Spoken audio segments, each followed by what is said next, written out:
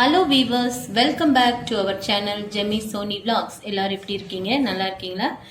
உங்களுக்கு ஒரு ஸ்வீட்டான ஒரு டிஷ்ஷோட இன்னைக்கு சந்திக்கிறோம். அதுக்கு முன்னாடி உங்கள் சப்போர்ட்டுக்கு ரொம்ப நன்றி, சப்ஸ்கிரைப் பண்ணதுக்கு ரொம்ப நன்றி. உங்கள் ஃப்ரெண்ட்ஸ்க்கும் சொல்லி லைக் பண்ணுங்க, ஷேர் பண்ணுங்க, கமெண்ட் பண்ணுங்க. அது கூடவே மறந்துடாம சப்ஸ்கிரைப் பண்ணுங்க. இன்னைக்கு என்ன ஸ்வீட் செய்ய போறோம் அப்படின்னு பார்த்தாலே உங்களுக்கு தெரியும். பாசி பருப்பு பாயாசம் செய்ய போறோம். இன்னைக்கு எங்கள் டேடிக்கு பர்த்டே, ஸ்பெஷல் டே. ஸோ அதனால இன்னைக்கு பாசி பருப்பு பாயாசம் செய்யலான்ட்டு அது ரெடியாக இருக்கும். ஸோ என்னென்ன இன்க்ரீடியன்ஸ் வேணும்னு சொல்கிறேன் பாருங்கள். பாசி பருப்பு ஒரு 150 கிராம் எடுத்திருக்கேன். கூடவே அதுக்கு தேவையான தேங்காய், ஒரு மூடி தேங்காய் நல்லா பால் எடுத்து பிழிஞ்சு எடுத்து வச்சுருக்கோம். ஜவ்வரிசி ஒரு 100 கிராம் எடுத்திருக்கேன். தாளிக்கிறதுக்கு முந்திரி, திராட்சை தேவையான அளவு போட்டுக்கோங்க. இனிப்புக்கு வெல்லம் ஒரு 1/2 கிலோக்கும் கொஞ்சம் கம்மியாக எடுத்திருக்கேன். வாசனைக்கு ஏலக்காய் நல்லா பவுடர் பண்ணி எடுத்திருக்கோம். கூடவே தாளிக்கிறதுக்கு நெய். அவ்வளோதாங்க, சிம்பிளான இன்க்ரீடியன்ட். நல்லா அழகாக சூப்பராக செஞ்சு இன்னைக்கு பாசிப்பருப்பு பாயசத்தை அசத்துவோமா? வாங்க. முதலாவது ஒரு ஃப்ரையிங் பேன் எடுத்துக்கோங்க. அந்த ஃப்ரையிங் பேனில் நம்ம எடுத்து வச்சிருக்க பாசிப்பருப்பை கொஞ்சம் செவக்க வறுத்து எடுத்துக்கலாம். ரொம்ப செவக்க வேண்டாம், அந்த வாசனை வர்ற அளவுக்கு நல்லா முதல்ல வறுத்து எடுத்துக்குவோம். அதுக்கப்புறமா இதை நம்ம அப்படியே குக்கரில் வேக விட்டுடலாம். இப்போ பாருங்க, நம்ம பாசிப்பருப்பு நல்லா ஃப்ரை ஆயிடுச்சு, நல்ல வாசனை வந்துருச்சு. இப்போ நம்ம ஸ்டவ் ஆஃப் பண்ணிட்டு குக்கரில் இது நல்லா மூழ்கிற அளவு தண்ணி ஊற்றி வேக வச்சிடலாம். நல்லா குழைய வேகட்டும், அப்போதான் நல்லா இருக்கும். இப்போ நம்ம ஸ்டவ் ஆஃப் பண்ணிடலாம். இப்போ பாருங்க, பாசிப்பருப்பு நல்லா குக்கரில் குழைய வேக வச்சு எடுத்துட்டோம். இனி நம்ம அடுத்த ஸ்டெப்பு போகலாம். இப்போ நம்ம பாயாசம் செய்கிறதுக்காக ஒரு பேனில் தண்ணி தேவையான அளவு எடுத்து வச்சுட்டு நல்லா க்ளீன் பண்ணி வச்சுருக்கிற ஜவ்வரிசியை அதில் ஆட் பண்ணிக்கலாம். ஜவ்வரிசி நல்லா வேகட்டும்.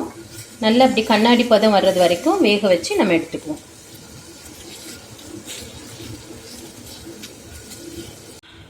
இப்போ ஜவ்வரிசி நல்லா கண்ணாடி பதத்துக்கு நல்லா வெந்து வந்துடுச்சு.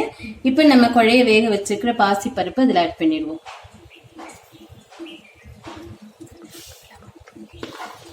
ஃபுல்லாக ஆட் பண்ணி நல்லா மிக்ஸ் பண்ணி விட்டுருங்க. இப்போ நம்ம ஆட் பண்ணியிருக்கிற பாசிப்பருப்பு கூட எடுத்து வச்சிருக்கிற தேங்காய் பாலை ஆட் பண்ணிடுவோம். தேங்காய் பால் நல்லா திக்காக எடுத்து வச்சுருங்க. தேங்காய் பால் ஆட் பண்ணி நல்லா மிக்ஸ் பண்ணி விட்டுருங்க. இப்போ நம்ம பாசிப்பருப்பு தேங்காய் பால்லாம் ஆட் பண்ணிட்டோம். இப்போ கடைசியாக நம்ம வெல்லம் நல்லா வடிகட்டி எடுத்து வச்சுருக்கேன். இந்த வெல்லத்தை ஆட் பண்ணிடுவோம். இனிப்புக்காக நம்ம சுகர் ஆட் பண்ணுறதில்ல, வெல்லம் தான் ஆட் பண்ணிக்கிறோம். அதை ஆட் பண்ணிக்குவோம். இப்போ லைட்டாக நல்லா மிக்ஸ் பண்ணி விட்டுருங்க. மிக்ஸ் பண்ணி விட்டுட்டு நல்லா நுரைச்சி வரட்டும்.